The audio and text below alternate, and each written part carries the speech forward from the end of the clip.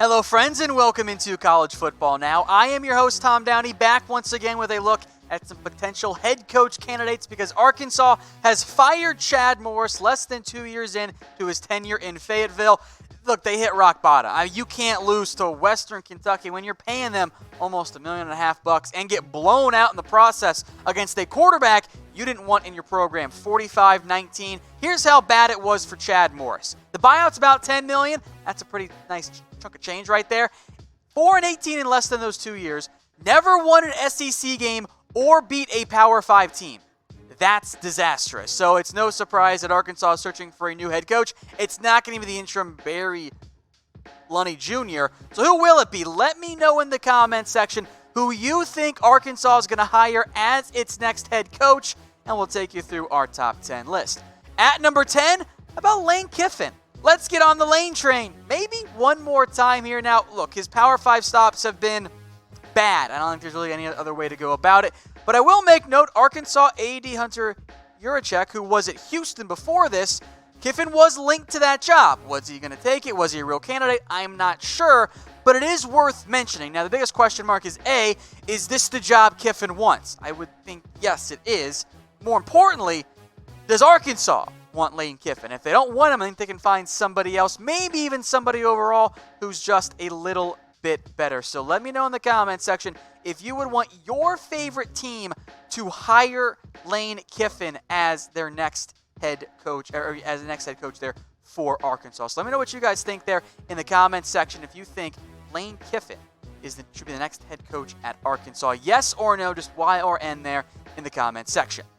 Here's a last name Arkansas fans will know. That is Skip Holtz. Remember his daddy Lou coached at Arkansas for several years and frankly was one of the best head coaches in Arkansas history. Now, Holtz had a rough go at South Florida, but has rebounded since then. I think Skip is more of a fallback option for Arkansas. I think they can find somebody better, but if they just want someone with experience, really frankly multiple jobs, who maybe isn't a short-term wonder like I think Chad Morris was at SMU, I think Holtz makes sense. His track record overall is pretty solid. He was good at ECU. Never quite got things going at South Florida. They, of course, had more success since then. Louisiana Tech has done a really good job, a 61% win percentage. That's nothing to laugh at, especially if you're Arkansas and you can't beat Western Kentucky. Number 8, Joe Brady at LSU. Not even the technical offensive coordinator, but he is the passing game coordinator, has plenty of input and calls some of the plays there. I don't really know what to do with Joe Brady yet. He's only 30 years old, but he has a great track record this year for LSU. He's getting all the credit. Does he deserve all the credit? I don't know if that's actually the case, but clearly having an immense impact because he comes in all of a sudden LSU has one of the best offenses, if not the best offense in college football. I don't know what Brady's next step is. Is it just to be a head coach somewhere?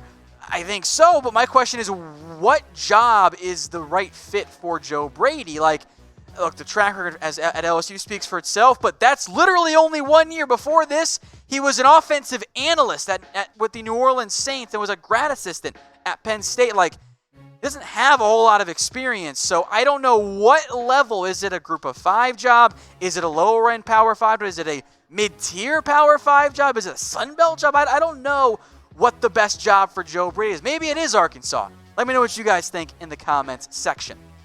Number 7, Billy Napier, who is not right now with the Louisiana Ragin' Cajuns, still one of the best nicknames in college football. He's 7-2 this year after going 7-7 last season, and his track record is pretty darn impressive. He's a former Alabama receivers coach, good recruiter, was also the Clemson OC early on in Dabo's tenure there. He's only 40, a young coach on the rise.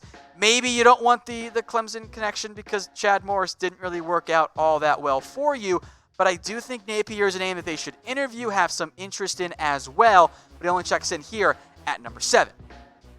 Now, today's show is brought to you by BetDSI. If you bet on Arkansas to lose to Western Kentucky, I think you made quite a bit of money there as a home SEC team against a 5-win Conference USA team.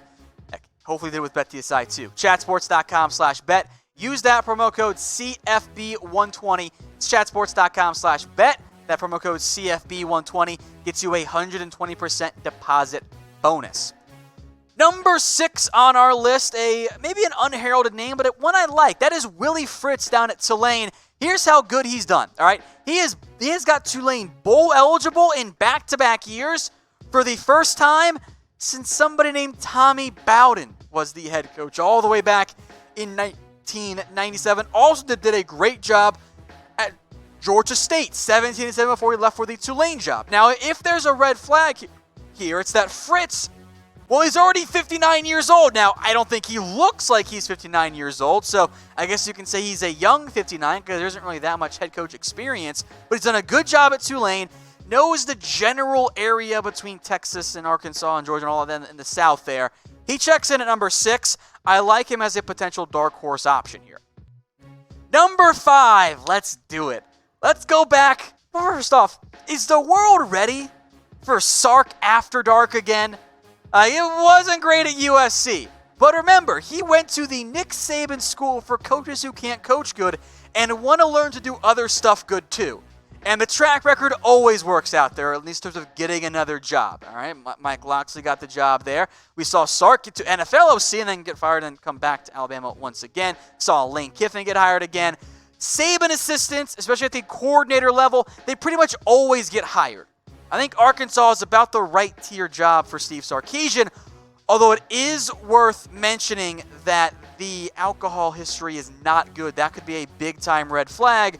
The vetting background check is going to be critical here for whichever team wants to pursue Sarkisian. And he was very good at Washington. Frankly, the results were pretty good at USC until the alcohol problems reared their ugly head.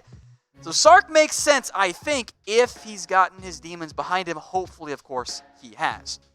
Now, should Arkansas try to hire a Saban assistant? Type 1 for yes, 2 for no.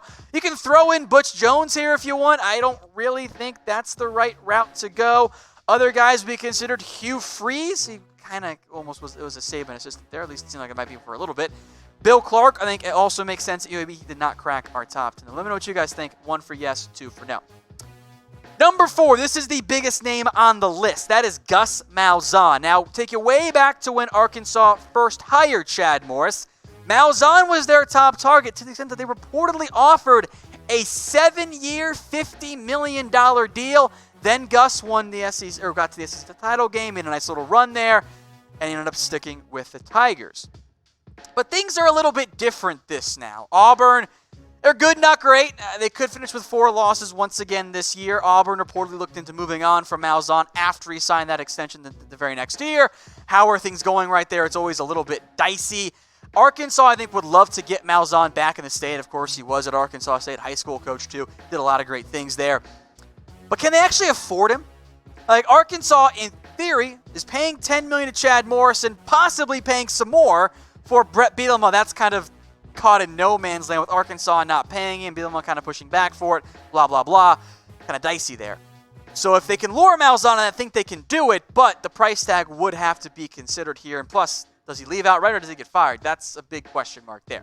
So with Malzahn at Auburn, how long will he be the head coach? How many more years? 1, 2, 3, 4, forever? Got a quarterback in Bo Nix, although Malzahn doesn't have a great track record of developing quarterbacks. They kind of come in as is, and they're great, they're great. If they're not, oh boy. Speaking of Arkansas State guys, Blake Anderson could also be a fit here for the Arkansas job. Number 3, Mike Leach. I love his personality. I think Mike is one of the best personalities in all of sports, not just college football. Now, that doesn't always fit everywhere. I think there are some bigger market type jobs that, probably wouldn't make the most sense. But Fayetteville, I think, would be a great fit for him. And getting him would be a huge move for Arkansas. He was linked to the Tennessee job, linked to the Florida State job, for example. The track record overall is pretty damn impressive. He won at Texas Tech and took over a terrible Washington State program and got them not just Pac-12, relevancy, but even to, college football, awards and all that kind of stuff. They were relevant for the first time in years. So if you're Arkansas, you can hire Mike Leach. I think you do that in a heartbeat if, of course, the big if there is if you can actually get him. Now, if you're like me, you kind of hate commercials, so get rid of them once and for all. Download the MyTV Choice app at chatsports.com/MyTV. It'll take you right to the download there. Hook it up with your smart TV, and then the app will know when a commercial comes on.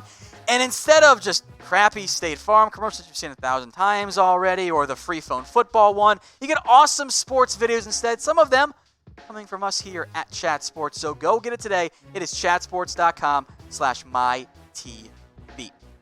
Number 2, and this name might have been number 1 this time last year. That's Seth Littrell at North Texas, the hot candidate last year among those group of 5 coaches, at least one of them.